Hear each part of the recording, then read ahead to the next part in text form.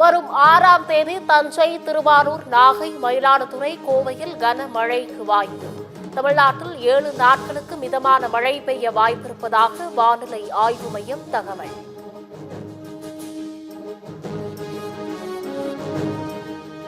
தமிழ்நாட்டில் அதிகபட்ச வெப்பநிலை இயல்பை விட 2 முதல் 3 டிகிரி செல்சியஸ் வரை அதிகரிக்கக்கூடும். சென்னையில் 100 டிகிரி ஃபாரன்ஹீட் வெயில் சுட்டரிக்கும் என வானிலை மையம் எச்சரிக்கை. திருவாரூர், நாகை மாவட்டங்களில் பரவலாக கனமழையால் வெப்பம் தணிர்ந்து குளிர்ச்சியான சூழல்.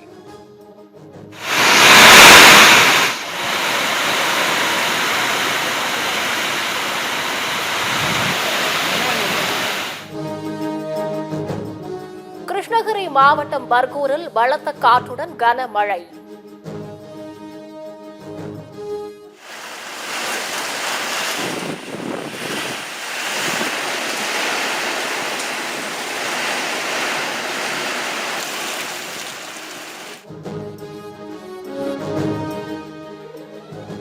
கொடைக்கானலுக்கு அதிக சத்தத்துடன் இசை கேட்டு சுற்றுலா வந்த இளைஞர்கள் தூய்மை பணியில் ஈடுபடுத்தி பாலத்தின் குப்பைகளை எடுக்க சொல்லி பாடம் புகட்டி அனுப்பி வைத்த வனத்துறையினர்.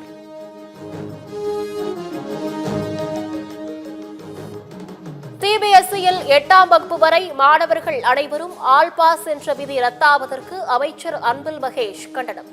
நோ ஆல் பாஸ் படிவத்தில் கையெழுத்திட வேண்டாம் என பெற்றோர்களுக்கு அமைச்சர் வேண்டுகோள்.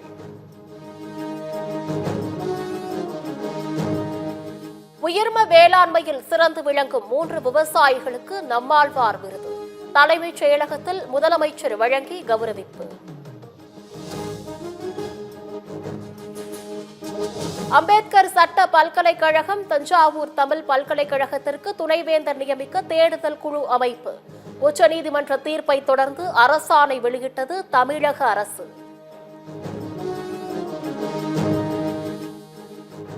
காலியாக உள்ள 9 பல்கலைக்கழகங்களுக்கு உடனடியாக துணைவேந்தர்களை நியமிக்க வேண்டும். தமிழக அரசுக்கு பாமக தலைவர் அன்புமணி வலியுறுத்தல். இதுதான் சட்டம் ஒழுங்கு சிறப்பாக இருக்கும் லட்சணமா? சிவகிரி அருகே இரட்டை கொலை சம்பவத்தை சுட்டிக்காட்டி அதிமுக பொதுச் செயலாளர் எடப்பாடி பழனிசாமி கேள்வி.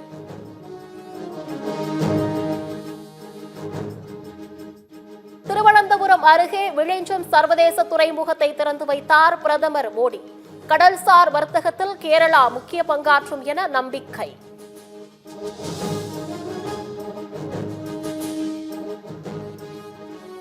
திட்டக்குடி அருகே கள்ள நோட்டுகள் அச்சடித்த வழக்கில் தலைமறைவாக இருந்த செல்வம் கைது. கூட்டாளிகளுடன் கர்நாடகாவில் தலைமறைவாக இருந்த செல்வத்தை கைது செய்தது தனிப்படை.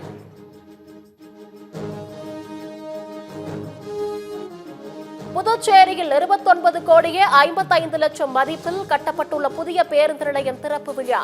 துணைநிலை ஆளுநர் கைலாஷ்நாதன், முதலமைச்சர் ரங்கசாமி கொடியசைத்து தொடக்கி வைத்தனர்.